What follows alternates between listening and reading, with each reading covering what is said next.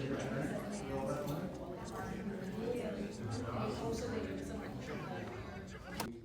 a little filmic, and then you put it up there and it looks so printy and wonderful. So Keep cinema alive, and it means so much to me and to the cinema that you guys all came and joined us for this. For us to get to see a movie that's available on Hulu and for me to be able to say, no guys, come to the movies. Like, come and see it on a big screen. So, Shawn, could you start by telling us a little bit about the origin of Eenie Meanie? It's a fun kind of start. I've written a scene. I always write, having grown up around stories about kids way too young driving their alcoholic father or mother around. And kind of thought, like, what a horrible story for that person, but what a great, like, origin story for either a hero or a villain or something like that. So I wrote that and then kind of said, I want to make another romantic movie, but toxic romance. And I usually wrap kind of a genre around that romance. Starting again. Hey! Surprise! Time's up with a question. Yeah, 20th century. It's like, hey, Yep. come on, play that song.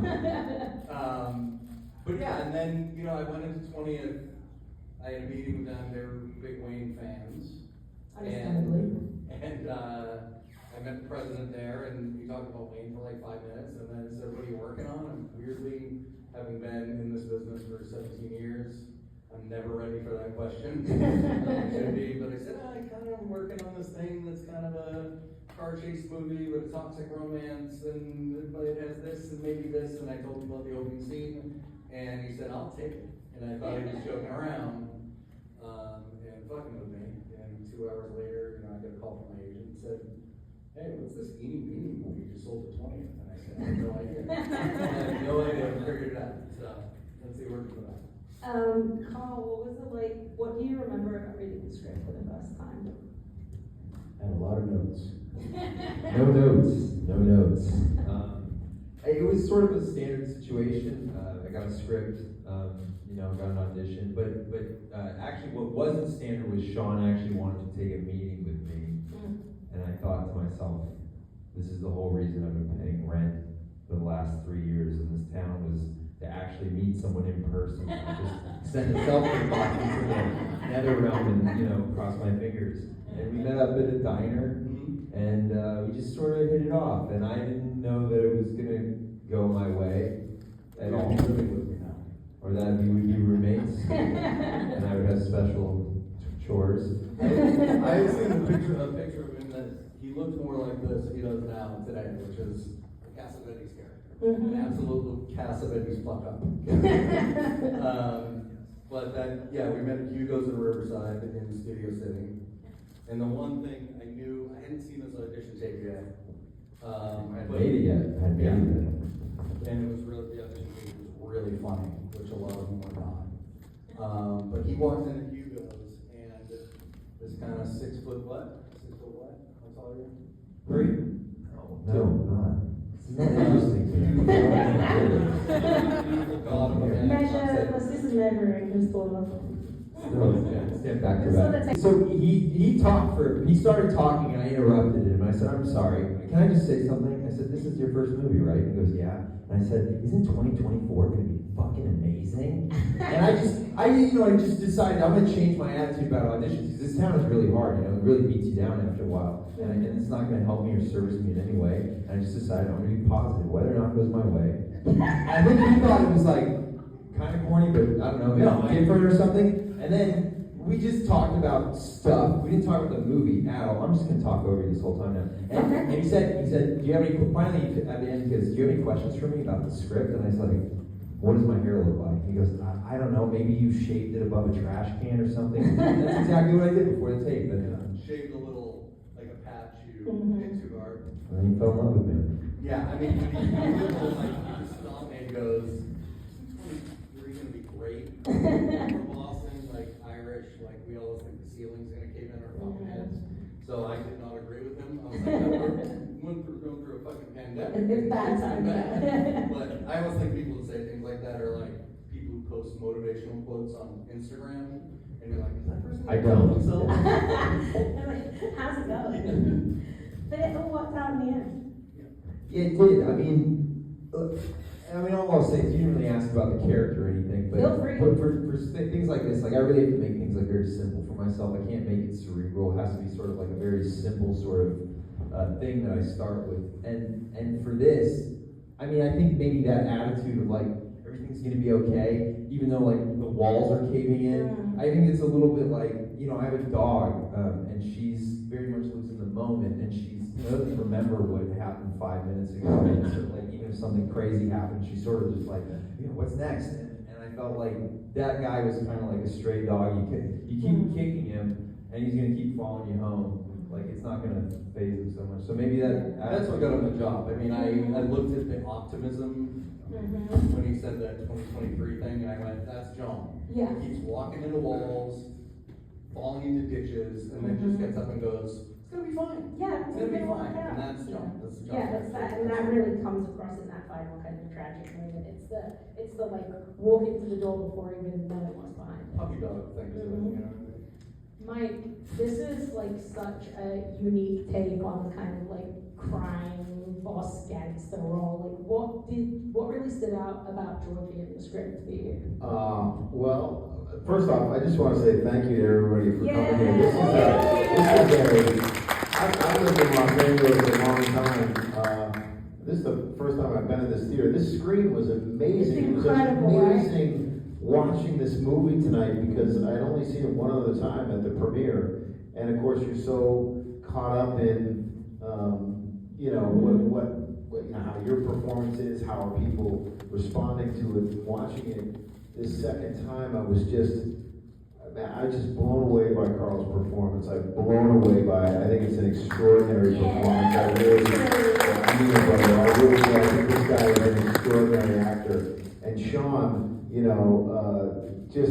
I don't know. B plus. What I was going to say is it's a good first effort. No. What I was going to say is I'm blown away by how I was, for those of you who haven't seen Wayne, if you have seen Wayne, I was lucky enough to be a part of Wayne, but I'm just amazed at this, at Shawn's writing, at his directing in this thing, the deftness, the combination of acting, his use of music, and how much he cares about the characters. So that's a long way around to saying that one of the things I think about, in particular, the relationship that he was going for with Andy Garcia and my character was, these are guys who are in a big city, they're gangsters, but they don't want to call a lot of attention to themselves. They're happy the fact that they're skimming off everybody else's work and playing around the margins of ethics, and they don't mind that. And yet he was trying to, Shawn, I think, was really encouraging us to play it very straight. You know what I mean? Here we are, we're in a garage, we don't have a fancy office, we're eating a banana, we're eating a rotisserie chicken, we're working on the elliptical, we're doing whatever it is, very natural kind of guys who aren't drawing a lot of attention to themselves. And I thought that was, gangster not as superhero or gangster as not egomaniac and just, these guys are on the fringes of society, taking advantage of other people and doing it very, very well. So, for me, it was just being able to be, again, a part of Shawn's writing and around the atmosphere of his set. It's just awesome. I love working for him. I love his encouragement. It was just great. And but again, I just want to say, I'm blown away by seeing this movie a second time. And this guy's you're unbelievable, man. You're unbelievable. No, I mean it. Unbelievable. Yeah, it's such a powerful movie. I had seen it before this, but not on the big screen, so it really does play so well. And I think we've brought up Wayne a lot. Has everybody in here seen Wayne? Chair, have you seen Wayne? Okay, so Wayne is how me and Shawn got to know each other, because I thought it's a brilliant TV show. I think it's a masterpiece. I think it's a rare working class TV show that feels like it's made by somebody who's actually working class, has been working class. And I loved it, and you really brought the balance of humor and depth and heart and tragedy and reality. And we were kind of talking about this a little bit before, but in a TV show, you have a lot of space and time to do that. What were the challenges of trying to do that within a feature film? That's all the work. I mean, we make a lot of shifts in this. And, I always approach everything with the attitude that you can have a little bit of everything. It feels like we don't try to have a little bit of everything in movies. You can be funny, you can be sad, you can be, violent, you can be all in one movie. But it's a balancing act. I mean, his character is the most work. Yeah. Because you have to make the audience feel like, look at this dick knuckle, look at this total asshole, and then shift to something where you kind of get it, then you go, oh, it's, in these families based on survival, defined by class, where there's no other choice, and you may be being raised by your, boyfriend's family, or your grandmother, or an uncle, strength shapes from poverty of family. And, in the end, I always say too, tonally, not to shift the other way, but tonally, growing up in poverty with an Irish family, they're always the funniest people at a funeral. So, putting comedy against tragedy like that is just... It's how we deal with it, right? Yeah, I think I'm a little bit more around it a lot, so I don't think it's this crazy thing to put this, my favorite movies are The Apartment and Before Sunset and Raiders and Step Brothers. So somehow I think in every I like that you had the letterbox top 4 ready. You were like, just in case. Yeah. I've got all 4 to go. I pitched the movie with that kind of, I figured out, all my favorite movies are in everything I do. The 4 favorites, and that's very, very true. Carl, how do you approach a character like John, who is living for every day, everything's going to turn out great, but you know what his fate is? Like, how do you balance the kind of gravitas of where it's going with being that kind of like crazy, almost like radical optimism to the point of like detriment to yourself? I mean, again, I always start, I always have to make things really simple for myself. It's just the way I've studied. My teacher, Bill Esper, used to say something to the effect that you have to find the kernel of truth, as he called it. So rather than focusing on all of the differences between myself and this person who I am not, what's the one thing that I really,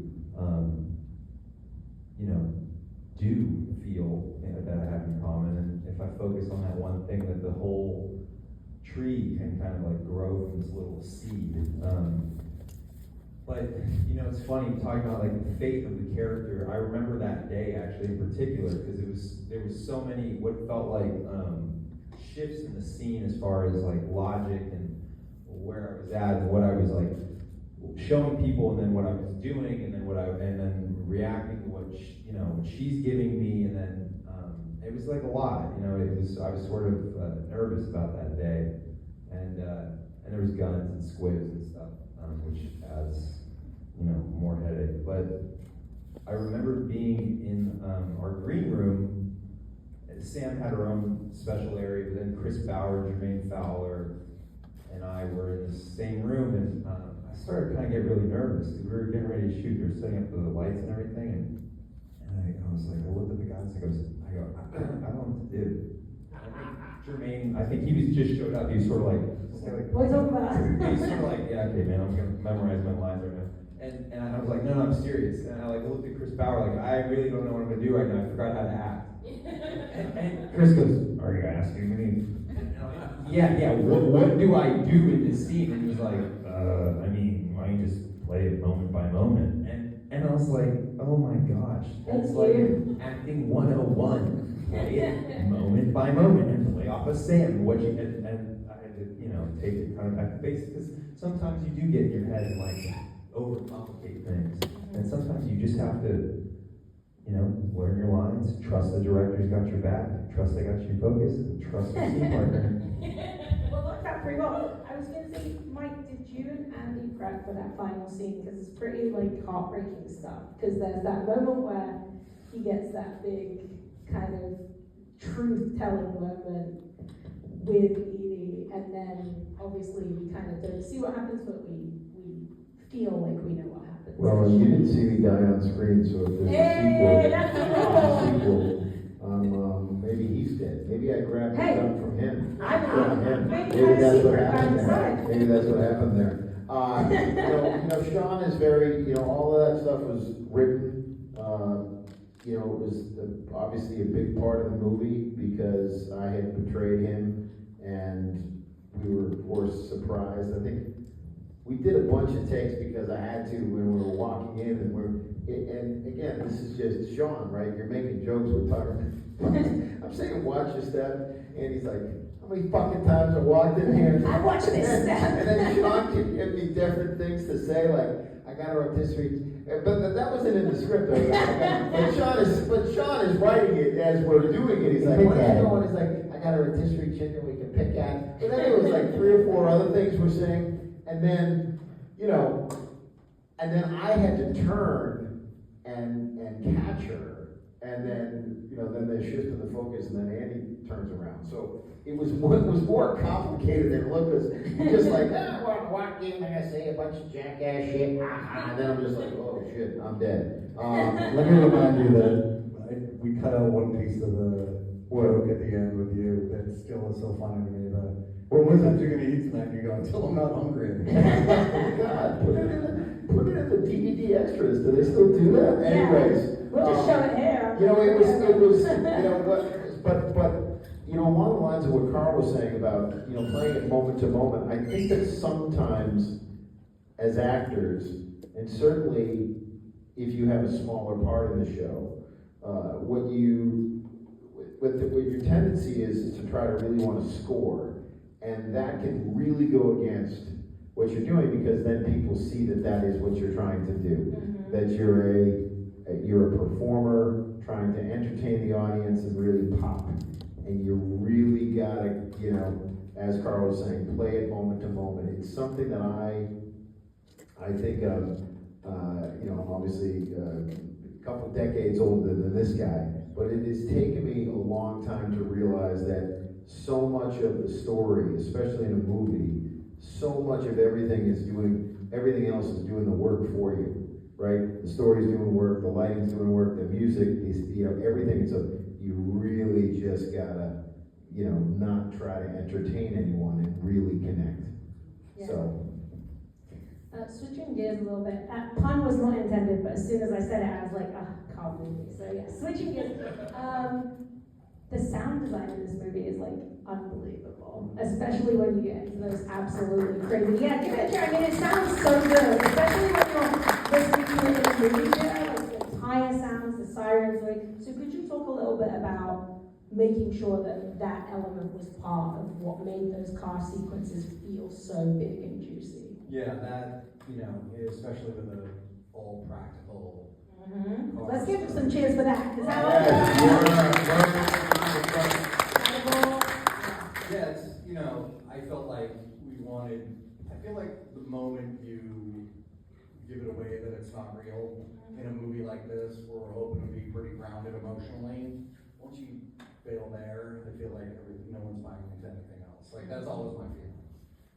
So I knew it had to be practical. We kind of based it on the best car chase I think I've seen in the last 10 years, that Jack Reacher. Yeah, I love that Jack was Reacher your car touch chase. point. Yeah. It's really good. For practical, I mean, I guess, Corey now is, even in those Mission Impossible movies, those chases are incredible too. And we don't see them enough. So it felt in a movie where I wanted it to feel like an indie movie, a smaller story that explodes into these, $20-something million worth of car chases, that it would be a surprise they were that big and that practical. We had our sound mixer guy deserves all the credit for just absolutely killed it. making it sound like this. He went out there, you don't usually get the sound mixer, the guy who's going to be in post on set, recording with microphones, getting tire squeals, I didn't even know he was there, but he was running around, hiding under cars, and playing mics everywhere. It always makes such a huge difference. Sometimes when I'm a little overboard, when she hits a gear shift, you're just like, clunk, clunk. It just feels so much more fun. So, I I'm not a subtle person. How about when the two cop cars crashed? And that's a little joke. Oh. Yeah.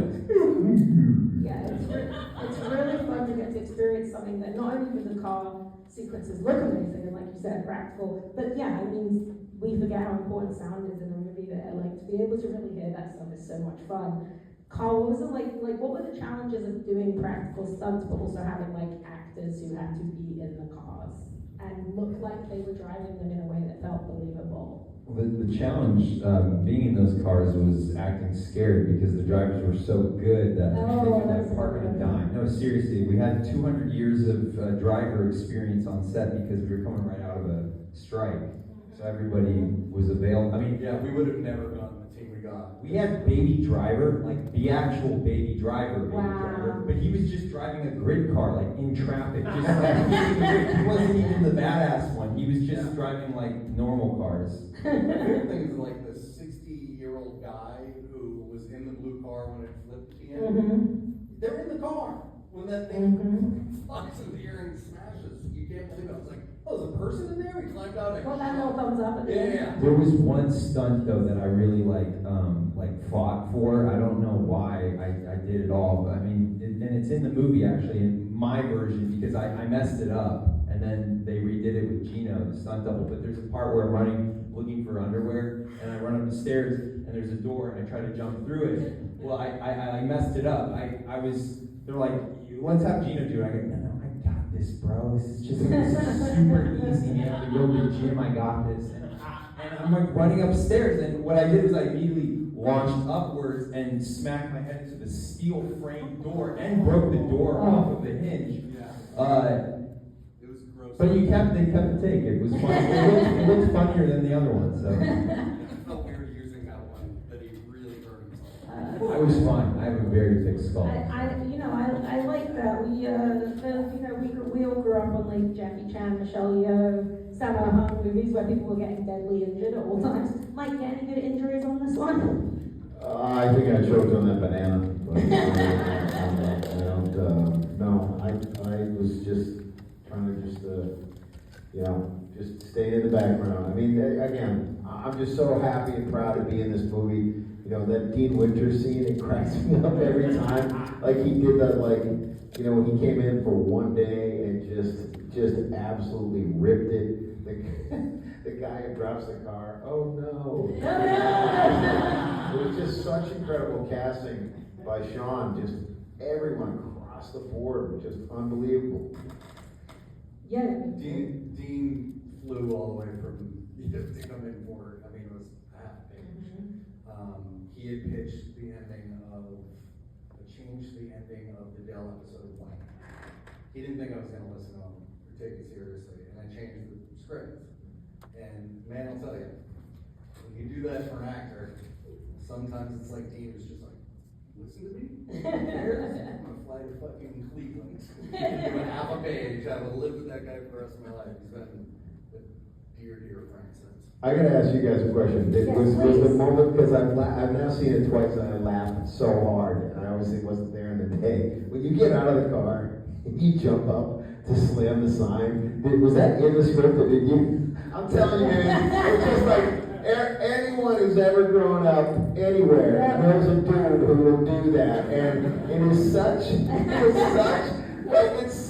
John. It's just like, all right, man. I think it's a credit to what you're saying about the dog. Like, 5 minutes ago, something terrible happened. You're like, all right, man, we're gonna go. Just the fact that it made the entrance like 100 times better. It's just. I don't think there was ever a day in post. We see everything 1,000 times.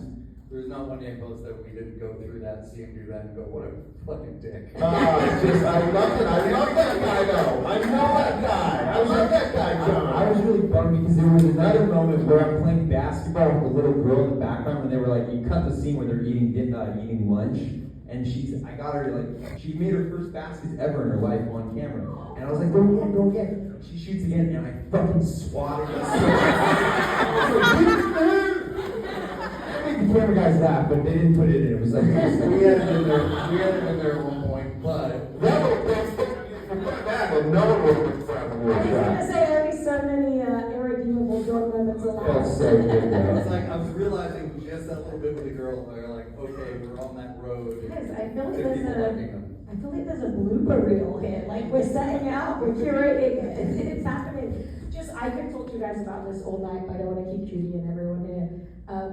I would just love to talk a little bit, just quickly, Shawn. Like something I loved about this movie and I loved about Wayne is like I grew up with parents who were not very good, and I lived in a lot of places that were like the place that you were running through naked. And something else that I think that really stands out about this is a lot of heist movies that we get are about an obsession with like wealthiness or wealth, and you're at the Bellagio, like Ocean's 11. Could you talk a little bit about doing a heist movie that's like actually like where people would probably live, and getting to see people in their apartments eating their bananas in Toledo at the Hollywood Casino? Like, could you talk a little bit about choosing those stakes that felt real to the story? Yeah, I mean, when I made Wayne, there were times where people like, Fast and Furious would be like, hey, do you have any ideas for us? We're trying to redo this or that. And my response was always like, listen, if you want to get down to like street level, real life stake stuff, I can think about it, but I'm not going to send a fucking car into outer space. That's not going to happen. Not yet. Like Tokyo Drift to me is my favorite one. Iconic choice. Can we have a round of applause for that incredible taste? Yes. Fast and Furious. It's a ground level, car movie. But there's when a car broke down when we were a kid, we had powdered milk and government cheese, and it was rough. We didn't know if we were gonna have shoes that didn't have holes in them going to school the first day. When your car broke down in a family like that, where people had a job or a part-time job, it was like the biggest ripple effect of hell that would disrupt your life so badly. There's stakes in real life that are stories like addiction, like with John and the dad and the mom. And I was just interested in doing something that was more about the kind of, I call it a detective story for the audience of why John, why them, why her and her family, and getting, her one last job is really one last ride with John to really come to terms with that relationship and her own future. Yeah.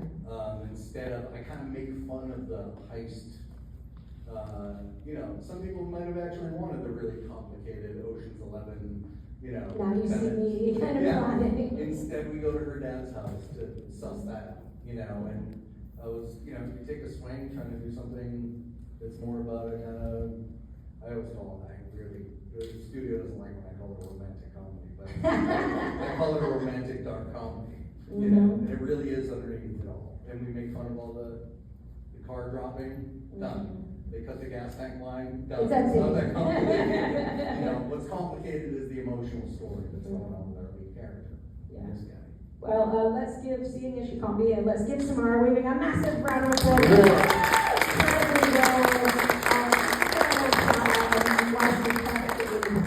Yeah, she's at TIFF right now. Yeah, so she is. She's at TIFF right now. Having some fun. I love Ready or Not. Like everybody else, I think. She played not only an incredible hero in that, but there's the humor in there that, you can't find in those hero roles sometimes. She was, from the very start, so committed to the role. And you could tell, that scene alone, my favorite thing is her and Nico at the end of the story, the 2-bathroom scene. Because that's what I wanted when I was young. Yeah. That's how Florida where I was like, I just want a house with 2 bathrooms. It's very relatable. There were cracks and just marks on the bottom of our bathroom door because people were just fucking kicking the shit. Open the fucking door, So, I've got one bathroom with 6 people in the house. Not great. But now you're here, and there's more than one bathroom at Gardena Cinema, guys. Which is why we also give Judy give a giant round of applause again. Give yourselves a round of applause. You don't live in the South Bay, you don't live by the Port of LA, you don't come here often. So thank you for coming down to Gardena Cinema. Come back and see more incredible movies here, support Judy. Obviously, tell everyone about how very Eenie Meanie is. And give a round of applause to Mike, Carl, and Shawn for coming out.